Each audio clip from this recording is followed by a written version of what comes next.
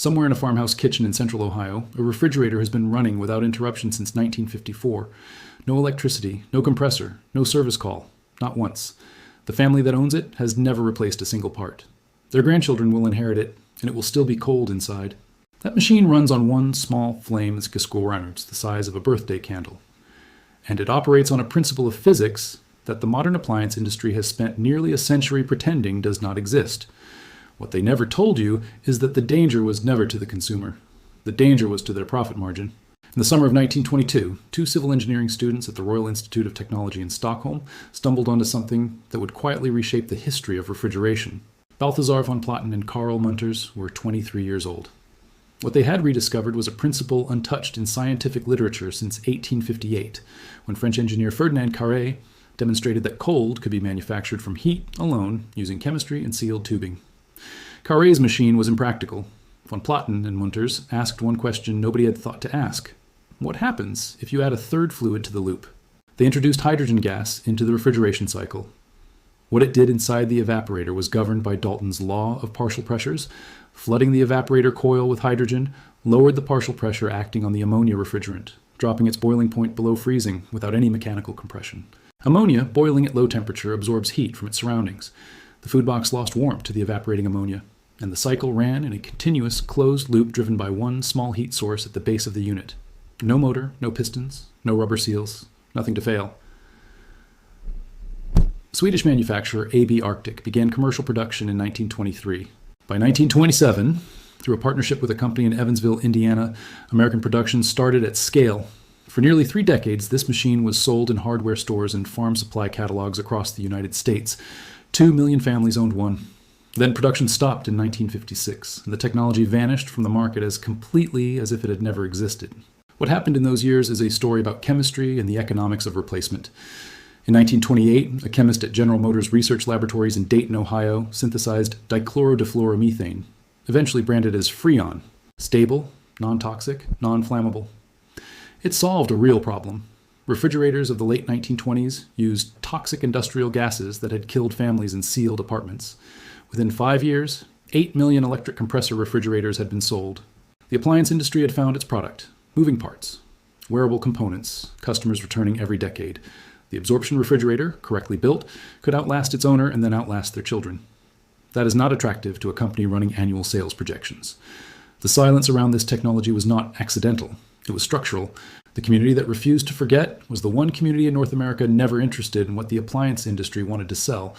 The old order Amish had watched the expansion of the electrical grid through the 1920s, not with fear, but with practical clarity.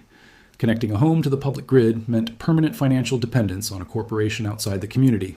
Metered consumption, rate changes, outage vulnerability. The ordning drew the line at the grid, but it permitted propane because a propane tank is owned outright, stored on the farm, purchased in cash. An absorption refrigerator running on propane fit that framework exactly. Through the 1930s and 1940s, as American households converted to electric appliances, Amish kitchens in Lancaster County and Holmes County were quietly filling with silent gas refrigerators needing nothing from the grid.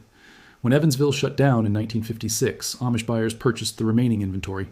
The technology stayed alive inside a community that had decided, on purely practical grounds, never to let it go. That quiet preservation led to northern Indiana in 1989. Where a craftsman with years in RV refrigeration decided the old Evansville units were aging out and someone needed to build new ones properly. His first model was a 12 cubic foot propane refrigerator built around the von Platen and Munters cycle. Over 2 decades, he refined it. 15 cubic feet, then 19, then a 21 cubic foot unit that became the largest propane refrigerator manufactured anywhere in North America. Today, EZ Freeze operates out of a 20,000 square foot facility in northern Indiana, producing more gas refrigerators than any other company on Earth. In Arcola, Illinois, a second Amish company called Crystal Cold has run the same technology since 1966. 2 workshops, 2 communities. Together, they represent the entire American gas refrigerator industry, quietly outperforming global appliance brands on longevity and ownership cost for 40 years. Owning one requires understanding a few firm rules. Level the unit exactly. A 1/4 inch of tilt interrupts the gravity-fed percolation loop and drops cooling performance by 30%. Keep 6 inches of clearance on the sides and 12 inches above, because the condenser must shed absorbed heat into open air or the cycle fails. A correct burner shows a steady blue cone 3/4 of an inch tall. Yellow or smoky flame means a dirty orifice. Clean it with a soft brass brush. An ammonia smell means the cooling unit has breached and must be replaced as a complete assembly. These machines are not complicated, but what they need without compromise. In 2008, researchers at Oxford University rebuilt the Absorption Refrigerator from original engineering documents, targeting off-grid communities across sub-Saharan Africa and South Asia. Their prototype demonstrated efficiency 4 times higher than the 1920s original, using modern gas mixtures and solar thermal input. The machine the industry retired for lasting too long turned out to be exactly what the world needed a century later. Its secret and solutions, that is the pattern we find everywhere. The technology that worked too well, retired too quietly, kept alive by the people least interested in what replaced it. How many systems in your home were quietly retired not because something better replaced them, but because something more profitable did? If that question keeps you watching, subscribe to Secret and Solutions. There is far more buried than most people suspect. Next time, we go back to 1943 and a device built inside a wartime factory that generates usable heat from work that would otherwise be wasted. No fuel of its own, no grid required. Almost nobody outside one quiet community has ever heard of it. The Amish, of course, still use it.